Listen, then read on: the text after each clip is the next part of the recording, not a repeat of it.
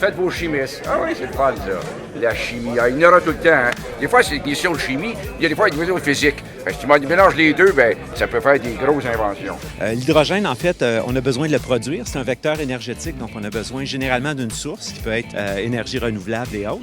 Et ce qu'on fait, c'est qu'on produit ce carburant-là, puis on peut l'utiliser dans différents engins qui vont reconvertir ce carburant chimique-là en travail mécanique ou en électricité, à travers normalement une pile à combustible. C'est ça qu'on parle de plus en plus à cause de son efficacité un petit peu plus élevée. Mais on pourrait l'utiliser aussi dans un moteur à combustion interne ou une turbine.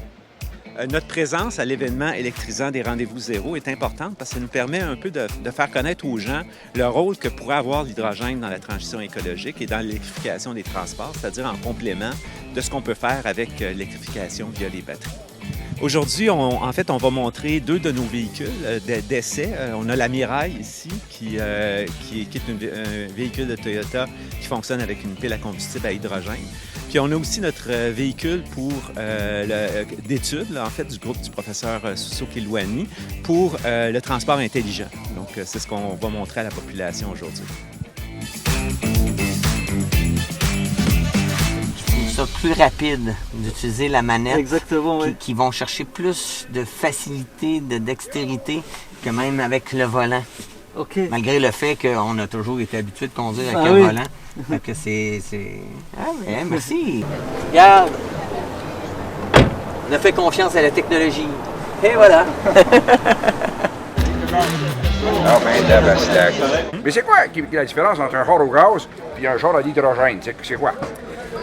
En fait, je vais partir avec c'est quoi la différence entre un char électrique et un char à hydrogène. Oh boy, un instant, on part. Oh boy, c'est parfait. Mettons qu'on est déjà en 2021. Moi, je partais avant. Là. OK, parfait. Dans le fond, ils viennent d'expliquer c'était quoi un char électrique. Oui. C'est exactement la même chose. Parfait. Sauf que, au lieu d'avoir une grosse batterie puis d'emmener avec moi toute mon électricité dans ma batterie, j'ai une petite batterie et je recharge en temps réel la batterie avec une pile à combustible qui est alimentée par un réservoir d'hydrogène.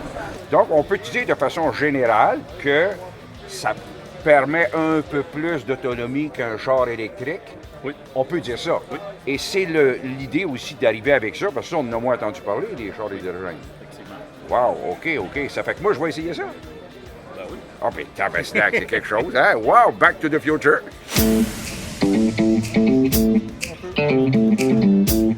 Ah, moi, je m'en vais, ça se peut que ça vole, cette affaire-là. Oh, oui, c'est l'hydrogène. Écoutez-les, vous l'entendez pas? Oui, je me suis dit, coudonc, je suis sourd. Ben non, moi, j'ai des cassettes de moteur qui mettra dedans. Fait que là, il fera jamais de bruit. Non. Il fera jamais de bruit, il va être de même tout le temps. Oui. Aussi, ce qui est important de savoir qu'actuellement, c'est un projet pilote. Ça veut dire c'est gouvernemental, c'est ça qui arrive, c'est un projet pilote. Puis ceux qui disent, c'est-tu comme dans Back to the Future? En tout. Back to the Future, c'était au plutonium. Ça, c'était à l'hydrogène. Fait qu'il faut pas retourner dans le passé, il faut rester dans le présent. Quand je dis que c'est un projet pilote, là, je veux dire, c'est pas parce qu'il y a quelqu'un qui pilote à ta place. C'est toi, comme moi actuellement, là, c'est un projet pilote, mais c'est moi qui pilote. Là, à date, je capote. C'est écœurant. Parce que ça fait regarder, c'est comme ça, des chars à l'hydrogène. Il y en a qui se demandent pourquoi c'est pas que le char n'est pas juste à l'hydrogène, pourquoi il y a une batterie dedans. Haha! C'est pas fou. C'est parce que pour permettre que lorsqu'on freine, ça régénère de la batterie, se servir du freinage. Il n'y a pas de gaspillage. Tu freines, tu gagnes. Ça, c'est intéressant.